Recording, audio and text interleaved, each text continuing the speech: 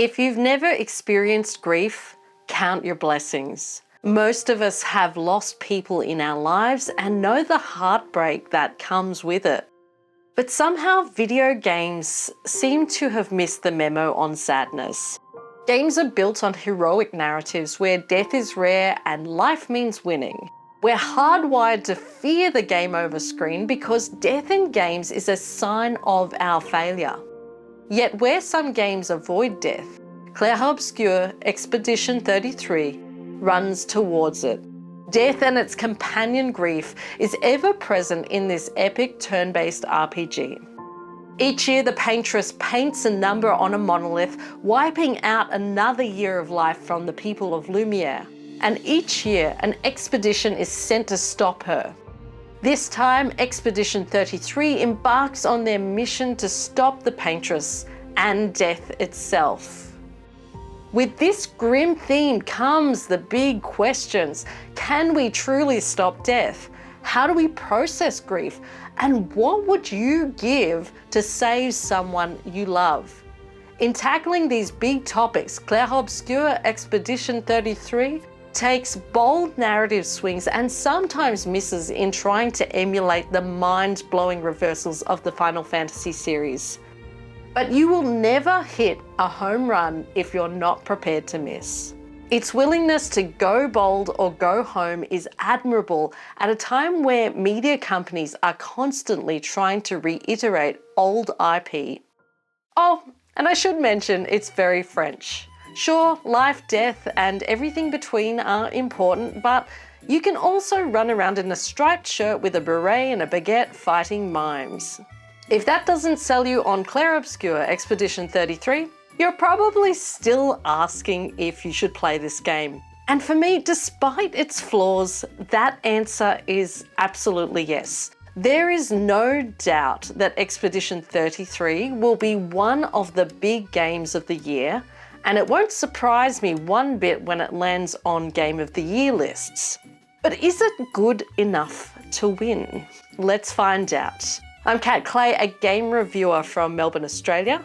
And as hard as it is for me not to talk about the story, because I really want to talk about it, this review is going to be spoiler-free.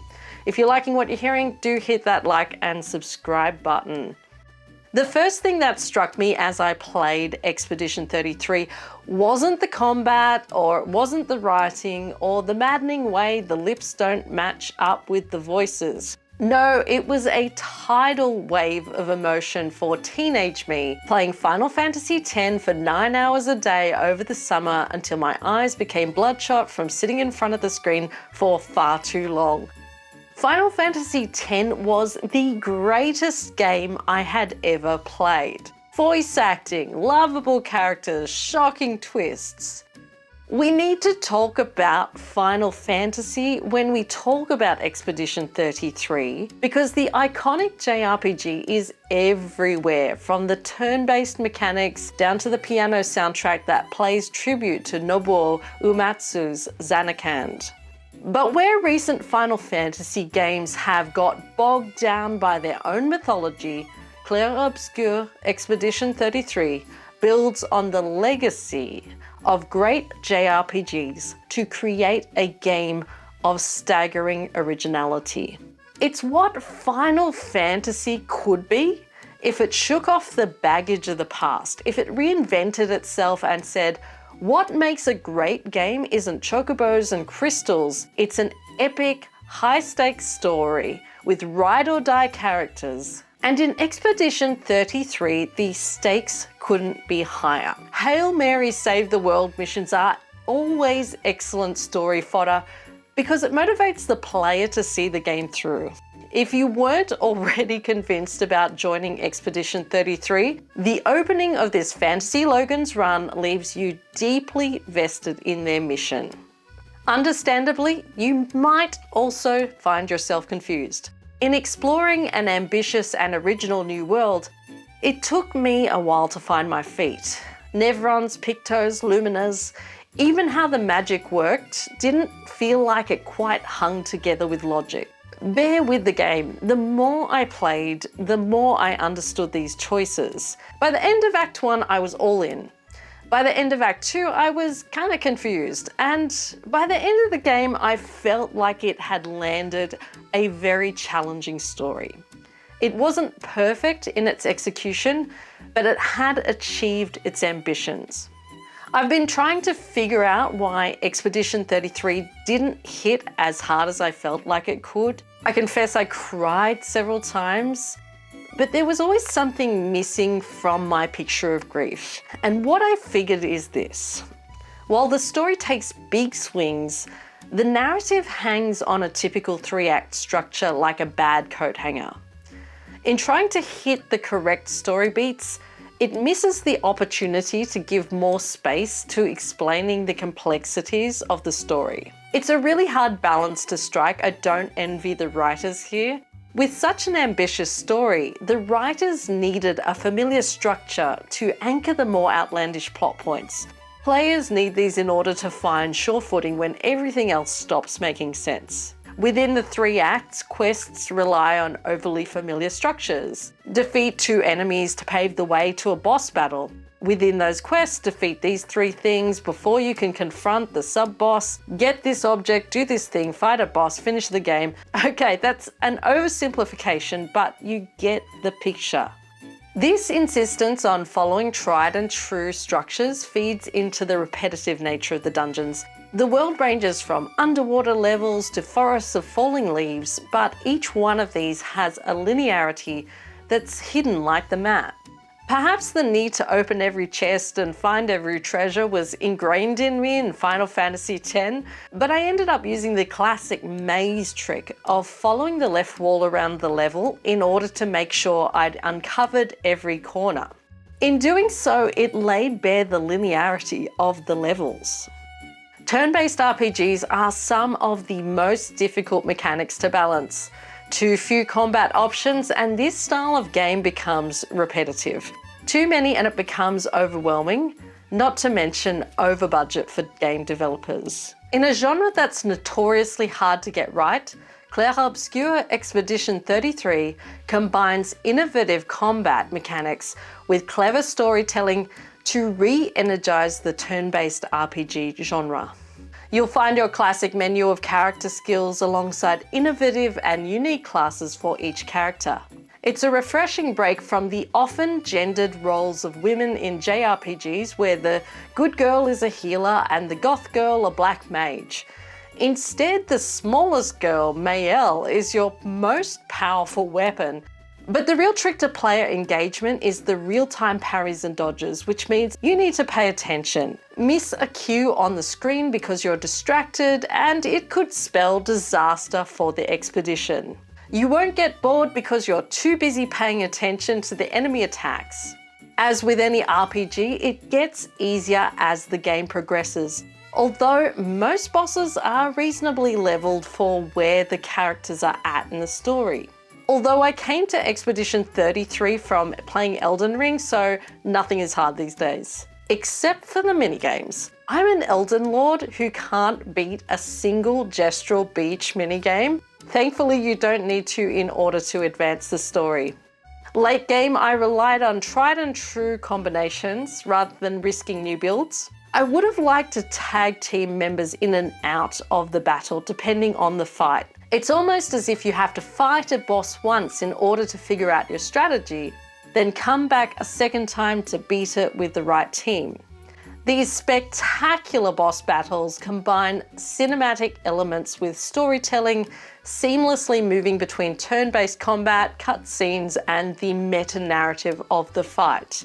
A game that uses the very mechanics to tell the story of grief and loss, that's some seriously impressive narrative design. It's exciting to me as a player and as a writer to see these things work in concert.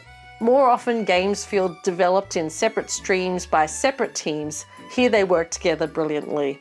At some points, these cinematics make it a little hard to gauge when an attack is going to hit, but I will take it in exchange for sweeping, narrative-driven boss battles. That was splendid. I was so enthralled that I completed the painting in an instant. Alongside grief comes the expression of art. These two ideas are inextricably linked throughout the game. We create art to express the inexpressible. While the world is inspired by an Art Deco Paris, I didn't get a sense of what kind of artist the paintress was. Was she a classical landscape painter, an impressionist? There's a missed opportunity to push the style beyond the fantasy as it exists here. I'm thinking of the impressive timeless river level of Kingdom Hearts 2. This inconsistency of vision of the paintress's art carries across to the world style. There's a constant art school switch from color to black and white, but I wondered what could have been if a change in visual style had been used to differentiate these scenes. The animations could use more finesse, matching mouth movements to the vocals. This is the definition of a fool's quest. My brother's not usually a fool. I've heard you say otherwise. I read the subtitles more often than looking at the character's mouth as they spoke. I even put the game in French to see if this was a translation issue, but the out-of-sync lip movements continued. It was less problematic in cutscenes than in engaging with NPCs, but frustrating if you're trying to create a sense of intimacy between the characters and player and their stories. And there's just quality of life fixes the game deserves, like fixing the many fatal errors I experienced while playing the game on PC. Or things like being able to mark the map with notes or to fast travel, although then you'd miss out on the joy of Esquier's bark. Time for swim swim. And that soundtrack, oh boy, we have to talk about the soundtrack. Despite being a musician, I don't normally write about soundtracks. Too often soundtracks feel generic to me. But Clair Obscur has one of the greatest video game soundtracks I've ever heard. It does what a good soundtrack should do. Not just provide background music, but tell the story. Each character has their own theme, and if you understand French, like me, you garner more understanding into the characters and their stories. This music reflects their inner journey, the soaring vocals, an expression of the internal cry of grief, which brings us full circle to that hard feeling that haunts us all, grief. How many of us have played video games to come to terms with grief, to mark the passing of time when all seems lost, to have hope where none is found? At its heart, Clair Obscur Expedition 33 is about the stories and art we make out of grief. At one point, a character muses on how deeply attached we become to the worlds we create. These worlds become beloved memorials to the ones we have lost. It's no wonder they're hard to hold on to, and they're even harder to let go. I admire the boldness of Clair Obscur Expedition 33. It makes big narrative choices that don't always work, but in doing so, it's giving permission for ambitious storytelling, the kind where characters drive the narrative, where combat works in concert with the story, and where games talk to us in our grief. As the expeditioners say, when one falls, we continue. I'm Kat Clay, a Melbourne-based game writer and game reviewer. You liked this video. If you like in-depth reviews and thoughtful game reviews, please do hit that subscribe button. And thanks for watching.